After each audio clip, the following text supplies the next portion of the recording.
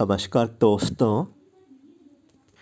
Friends, आज का ये जो अपडेट है इसमें हम लोग एमपी ग्रुप 5 स्टाफ नर्स की पोस्ट के लिए एक्सपेक्टेड कट ऑफ डिस्कस करने वाले हैं। सभी कैटेगरीज के लिए इन्फॉर्मेशन इसमें आपको यहाँ पे मिलेगी। इसमें मैं आपको अनरिजर्व, साथ ही साथ शेड्यूल कास्ट, साथ ही साथ शेड्यूल ट्राइब, एसटी, ओबीसी और ईडब्ल्यूएस के लिए क्या कट ऑफ की रेंज यहाँ पे रहेगी, ये जानकारी मैं आपको यहाँ पे दूंगा। और इसके अतिरिक्त आपको इन्फॉर्मेशन दूंगा कि कितनी शिफ्टों में जो है स्टाफ नर्स का एग्ज़ाम कंडक्ट यहाँ पे करा लिया गया, और साथ ही साथ एग्ज़ाम का डिफ़िकल्टी लेवल यहाँ पे क्या था, तो ये जानकारी भी आपको इस वीडियो में मिल जाएगी। और जैसा कि आप सभी को मालूम है कि एग्ज़ाम जैसे ही आप लोगों का हुआ, आपको आपके मार्क्स भी बता दिए गए। आप लोगों ने स्क्रीन पे देख लिए थे कि कितने मार्क्स आप लोगों के एग्ज़ाम में स्टाफ नर्स की पोस्ट के लिए। तो काफ़ी कैंडिडेट्स यहाँ पे देखिए ऐसे हैं जो कि बोल रहे हैं कि उनके 30 अराउंड है। काफ़ी कैंडिडेट्स यहाँ पे बोल रहे हैं कि 45 अराउंड यहाँ पे मार्क्स आए हैं। काफ़ी कैंडिडेट्स के यहाँ पे देखिए 50 प्लस मार्क्स भी हैं, और काफ़ी कैंडिडेट्स यहाँ पे ऐसे भी हैं जिनके 60 प्लस मार्क्स भी यहाँ पे देखने को मिले हैं।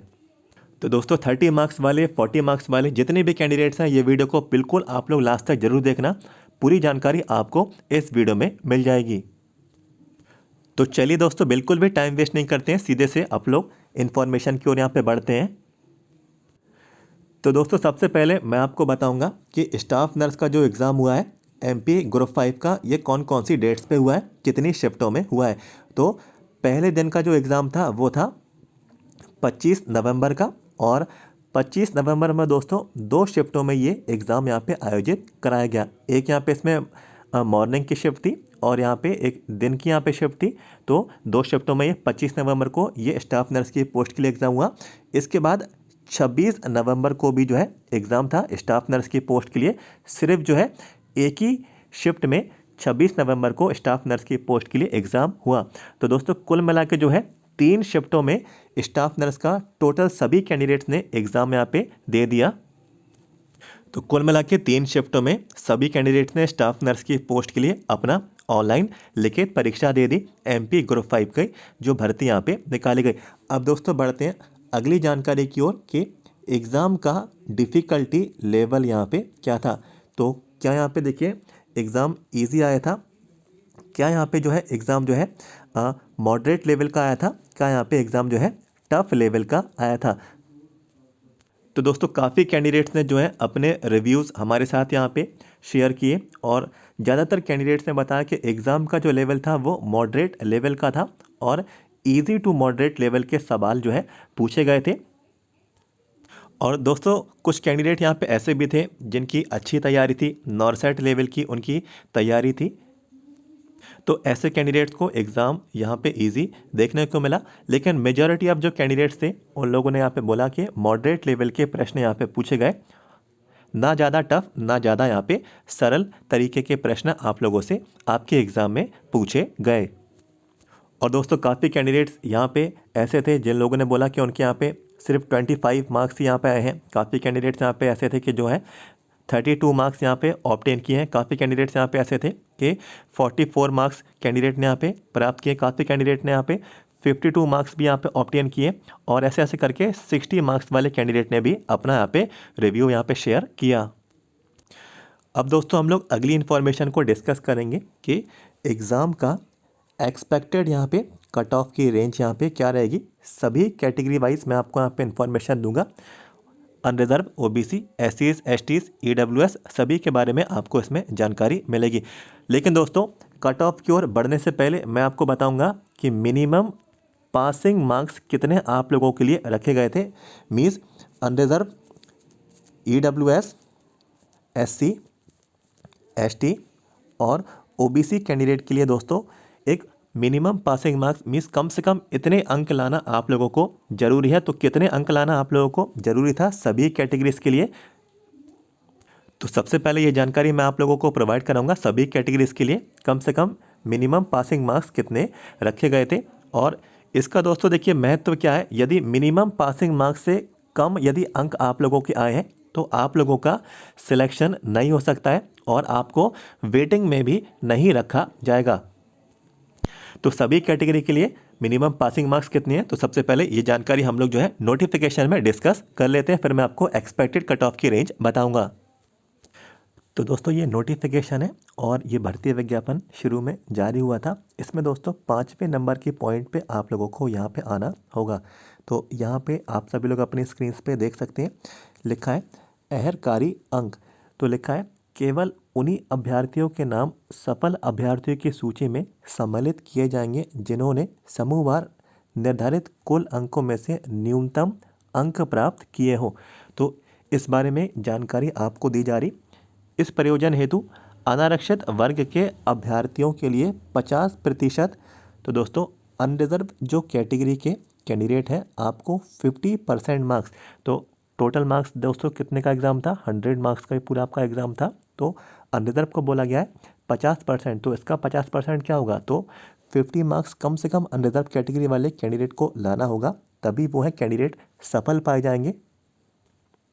इसके बाद आगे लिखा है अनुसूचित जाति मीन्स शेड्यूल कास्ट, अनुसूचित जनजाति शेड्यूल ट्राइब, और लिखा है अन्य पिछड़ा वर्ग, और लिखा है PWD मीन्स निःशक्त जन। तो जो OBC कैंडिडेट हैं और जो PWD कैंडिडेट्स हैं, तो आप लोगों के लिए लिखा है 10% तक अंकों की छूट देते हुए 40% न्यूनतम अर्हता अंक होंगे।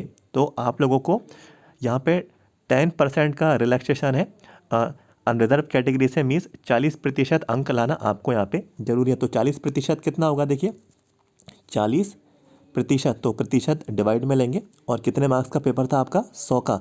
तो देखिए 100 से 100 ये कैंसिल हो गए।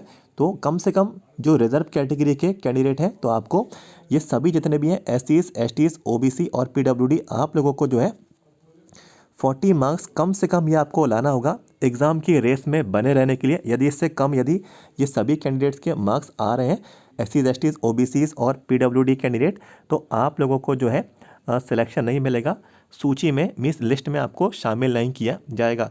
अब लास्ट में बसते हैं EWS वाले कैंडिडेट। तो EWS के लिए देखिए क्या प्रावधान है, लिखा है आर्थिक रूप से कमज़ोर EWS के उम्मीदवारों को कम से कम 10% की छूट प्रदान की गई है, किंतु उम्मीदवारों को चयन आर्थिक रूप से कमज़ोर वर्ग के लिए बनाई गई सूची में मेरिट के आधार पर ही किया जाएगा।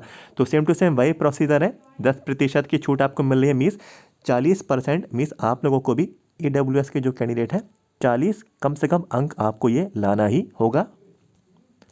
तो दोस्तों अनरिजर्व के लिए मिनिमम पासिंग मार्क्स 50 अंक यहाँ पे रखे गए हैं नोटिफिकेशन के हिसाब से।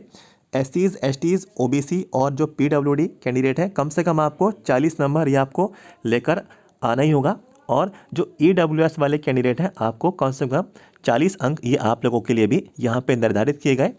इनसे कम यदि अंक आप लोगों के आते हैं तो आप लोगों को सिलेक्शन नहीं दिया जाएगा। अब दोस्तों हम लोग बढ़ते हैं एक्सपेक्टेड कट ऑफ की ओर।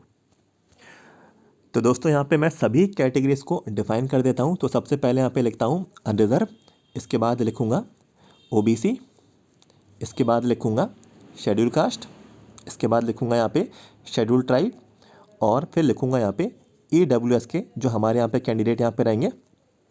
तो दोस्तों अनरिजर्व में यदि आप लोगों के अंक 66 से लेके 68 के बीच यदि आप लोग के आ रहे हैं तो सेफ स्कोर रहेगा और बढ़िया चांस है आप लोगों को सिलेक्शन के लिए, आप लोगों को सीट मिल सकती है। ये इसका एक्सपेक्टेड कट ऑफ की रेंज रहेगी अनरिजर्व कैटेगरी वाले कैंडिडेट के लिए। अब बात करते हैं OBC के। तो OBC की रेंज यहाँ पे देखिए 64 से 66, तो इतने यदि अंक आप लोगों के आ रहे हैं तो सेफ चांस है, सेफ स्कोर की रेंज आप लोगों के लिए यहाँ पर रहेगी, आपका सिलेक्शन ईजिली हो जाएगा।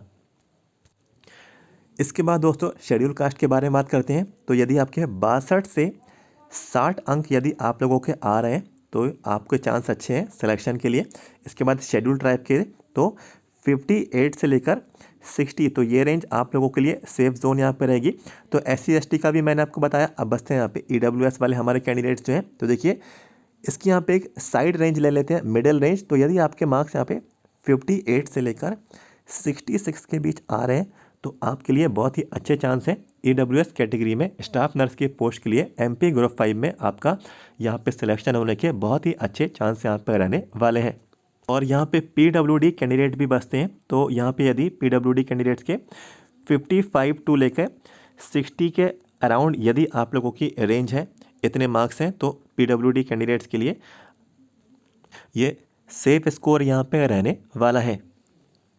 और दोस्तों देखिए, जैसा कि आपको मालूम है सीट्स बहुत ही कम है और इसमें मेल कैंडिडेट्स के लिए हम लोग जो है एक मोटा मोटा हिसाब यहाँ पे मान के चलते हैं, तो मेल कैंडिडेट्स के लिए करीब करीब 500 अराउंड वैकेंसी है मेल कैंडिडेट्स की स्टाफ नर्स की पोस्ट के लिए। और फीमेल्स के लिए कितनी है, लगभग जो है 100 पोस्ट भी यहाँ पे पूरी जो है फीमेल कैंडिडेट पे स्टाफ नर्स की पोस्ट के लिए नहीं है। तो सोच सकते हैं फीमेल की जो यहाँ पे जो पोस्ट है स्टाफ नर्स के पोस्ट के लिए कितना ज़्यादा कंपटीशन यहाँ पे रहेगा। और ऐसा मेरा यहाँ पे मानना है कि फ़ीमेल का जो कट ऑफ है वो इससे भी ज़्यादा आपको देखने को मिल सकता है, क्योंकि कुछ कैटेगरी में और फीमेल कैंडिडेट्स में एक ही पोस्ट यहाँ पे शामिल की गई, 2 पोस्ट यहाँ पे शामिल की गई, 3 पोस्ट यहाँ पे शामिल की गई, तो जो सबसे ज़्यादा नंबर लेकर आएगा उसी को वो पोस्ट यहाँ पे मिल जाएगी। फीमेल कैंडिडेट के लिए ये जानकारी मैंने आपको दी। बाकी मेल कैंडिडेट्स के लिए सेम टू सेम यही रेंज यहाँ पे रह सकती है, थोड़ा 1-2 नंबर आगे पीछे हो सकते हैं, लेकिन एक्सपेक्टेड कट ऑफ की रेंज आपको यहाँ पे यही देखने को मिलेगी।